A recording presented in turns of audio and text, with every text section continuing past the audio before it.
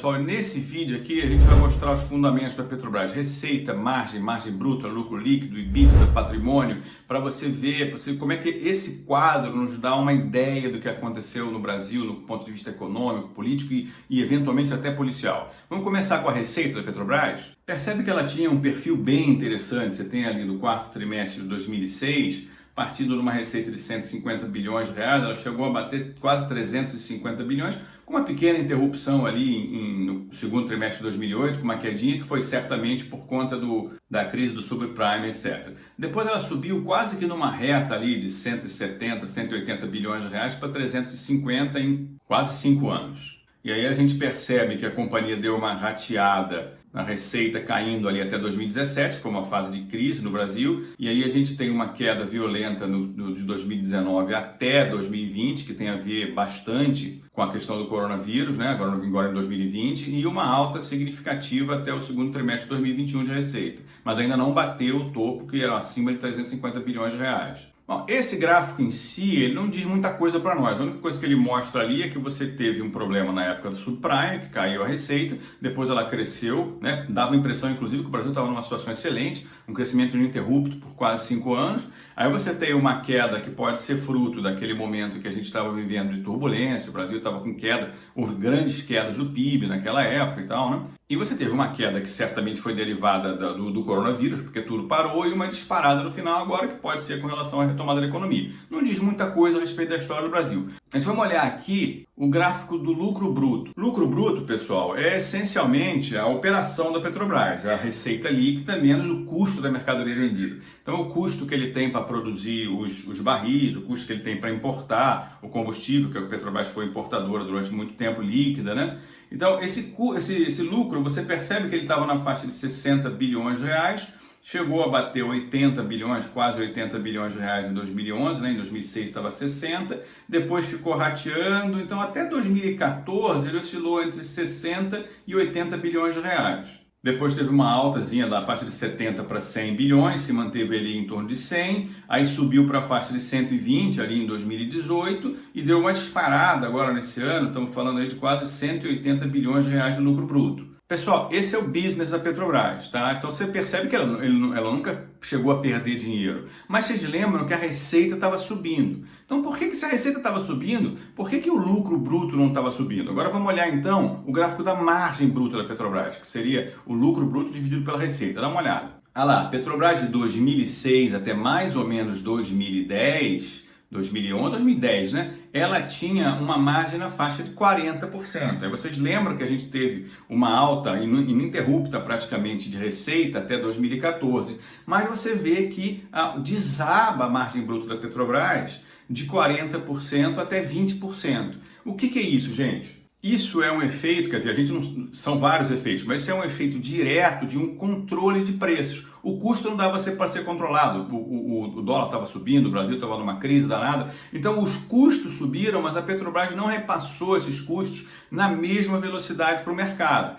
Vocês devem lembrar que existia uma dúvida se o governo segurava o preço do combustível, se não segurava. O governo sempre dizia, não, nós temos uma regra aqui para amortecer as oscilações, para o Brasil ter previsibilidade, etc. Mas na prática, o que a gente acabou sabendo, isso depois da Lava Jato, o que a gente acabou sabendo é que a Petrobras tinha uma política de amortização desses aumentos no exterior e não repassar na bomba. A estimativa de perda da Petrobras nessa época foi na faixa de 60 bilhões de reais.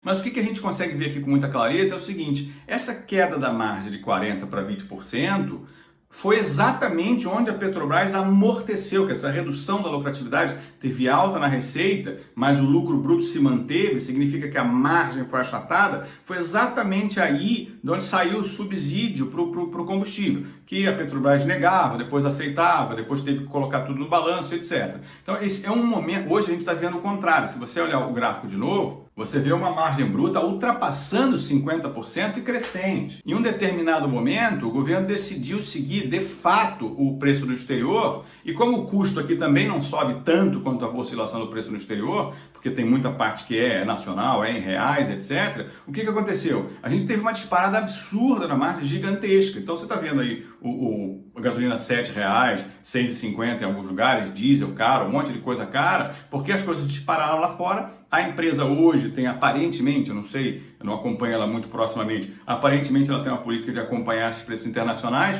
e o custo não sobe tanto. Então o que aconteceu com a margem? Disparou. Então naquele momento passado você vê como que o gráfico da Petrobras mostra o subsídio que era dado para o combustível, como é que a gente sentia, sei lá, um combustível na época de R$3, a gente achava, pô, legal, tá direito, tá tranquilo. Talvez ele devesse custar 4 se a Petrobras usasse a mesma regra que usa hoje, né? Algumas pessoas vão ver isso e dizer assim, pô, tá ganhando dinheiro demais.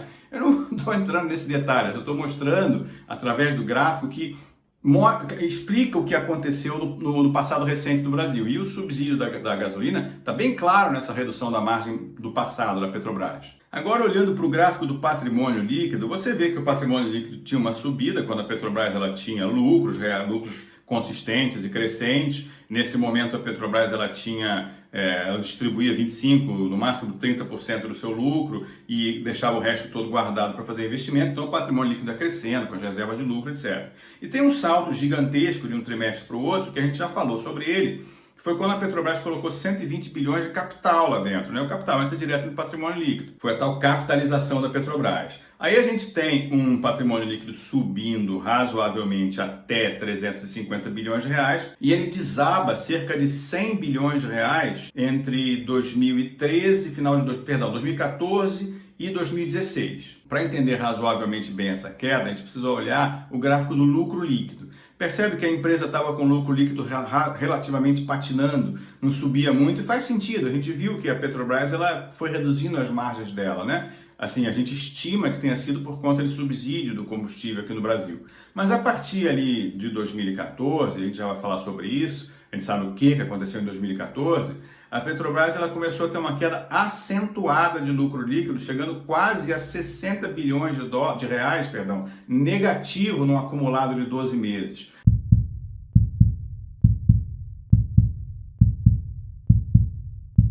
Então, pessoal, aqui eu quero que vocês olhem para aquela parte da queda do patrimônio líquido, da queda do lucro líquido. Gente, aquilo ali aconteceu essencialmente por conta da Lava Jato. A Lava Jato teve dois momentos cruciais em que ela poderia ter terminado e teve um movimento crucial que, se não existisse, ela talvez tivesse terminado muito antes. O primeiro momento crucial da Lava Jato, não sei se vocês lembram, mas um ministro do STF, se não me engano, o Teori Zavascki, tinha mandado soltar o Alberto Issef logo depois que o Sérgio Moro prendeu ele, o pessoal de Curitiba prendeu ele. O Moro peitou isso, falou assim, tem certeza? Tem ali milhões e milhões de dólares de lavagem de dinheiro naquele Lava Jato, naquele posto de gasolina, etc. Tem traficantes internacionais envolvidos e tal. O Teori, se não me engano, não sei se foi ele ou o Faquinha, tenho quase certeza que foi o Teori. Ele aparentemente se assustou e voltou atrás e deixou o cara preso, né? Isso aí já foi a primeira coisa relevante, né? A segunda coisa relevante, que foi um movimento que durou mais ou menos até 2018, no mínimo, que foi esse movimento das pessoas nas ruas, né? Eu lembro que antes de decisões relevantes do STF sobre segunda instância, sobre não segunda instância, se vai prender, se não vai prender, se vai manter preso, não vai manter preso, você tinha centenas de milhares, eventualmente milhões de pessoas nas ruas. A gente tem uma tendência a pensar que todos aqueles movimentos do passado foram movimentos contra a Dilma, por exemplo, mas boa parte deles era em defesa da Lava Jato. E o Moro e os procuradores, eles não se faziam de rogados, eles pediam ajuda das pessoas, se não fosse nas ruas eles não conseguiriam, etc. E assim, como esse movimento aparentemente em defesa da Lava Jato deu apesar das pessoas estarem nas ruas, não é mais em nome da Lava Jato em si, e o que está acontecendo com o Moro e tal, suspeição, essas coisas, dá a impressão de que realmente aqueles movimentos de rua em prol da Lava Jato se sustentavam a ela. Eles pararam, aparentemente, até o passado. A impressão que eu tenho, pessoalmente, não sei se vocês têm essa mesma impressão, é de que estão reconstruindo um passado que eu vivi muito ativamente, né? É o Brasil, infelizmente. Mas o ponto que a gente vai falar aqui é um outro ponto, esse sim, fundamental para a Lava Jato não terminar. Não poder jogar nada debaixo do tapete, etc. Em um determinado momento, em 2014, a auditoria independente da Petrobras disse que não ia assinar o balanço. No momento que a auditoria da Petrobras disse que não ia assinar o balanço, ela transformou isso num problema mundial. Por quê? Porque os Estados Unidos eles têm umas regras de corrupção, anticorrupção, que se você é uma empresa que capta lá dentro e você comete uma corrupção, um crime ou qualquer coisa fora dos Estados Unidos, né? Se você é uma empresa que captou dinheiro lá nos Estados Unidos é uma empresa que tem sede na Rússia, captou dinheiro nos Estados Unidos, cometeu um crime em Angola ou uma corrupção em Angola, você corre o risco de sofrer sanções nos Estados Unidos. Você fala, pô, mas esses Yankees aí são terríveis, eles querem se meter em tudo. A lógica dos caras é a seguinte, corrupção, além das coisas horríveis, também é concorrência desleal.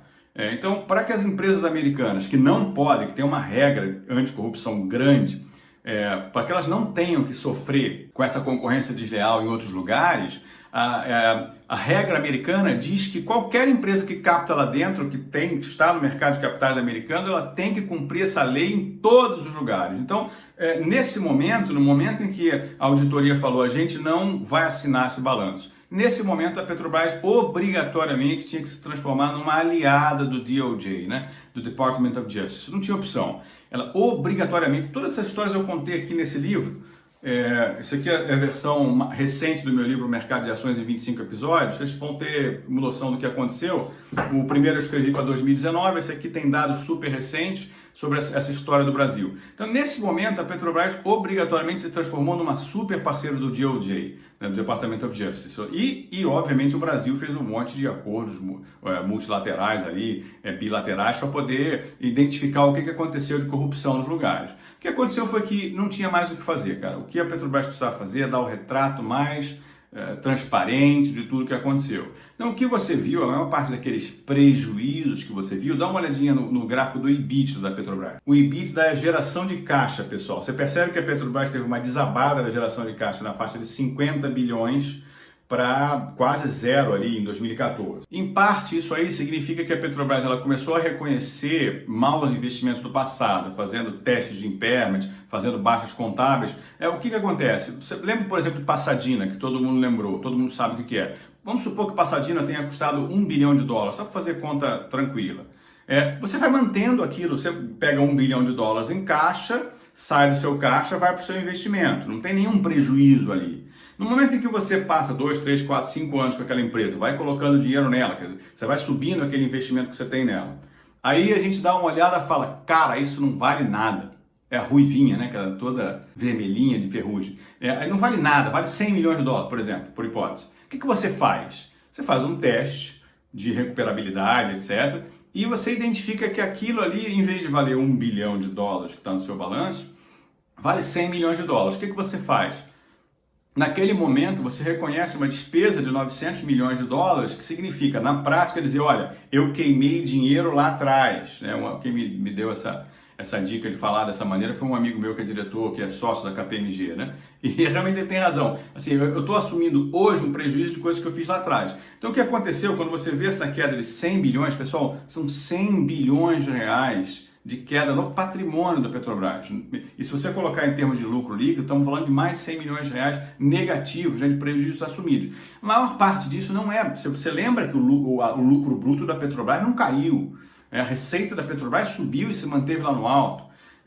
O que aconteceu foi que esse lucro líquido começou a refletir as coisas que tinham sido feitas, os investimentos que tinham sido feitos nos 5 anos anteriores. Lembra que a gente falou em outro vídeo que a Petrobras, o governo brasileiro decidiu falar o seguinte, olha, a gente pode perder dinheiro desde que a gente reconstrua a nossa indústria. Deu tudo errado, porque o petróleo, em vez de estar $300, estava $30, $40, ninguém queria mais o pré-sal, ficou só a Petrobras e ficou um grupo interessado no leilão do pré-sal.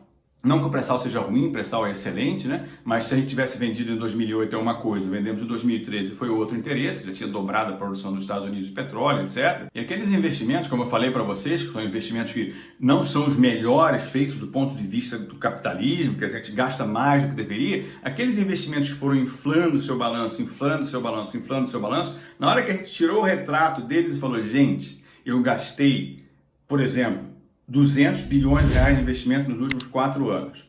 Desses 200 bilhões, a minha expectativa de retorno é de 80, de valor presente líquido. O que você faz? Você vai ter que pegar esses 120 bilhões e jogar a despesa e perder.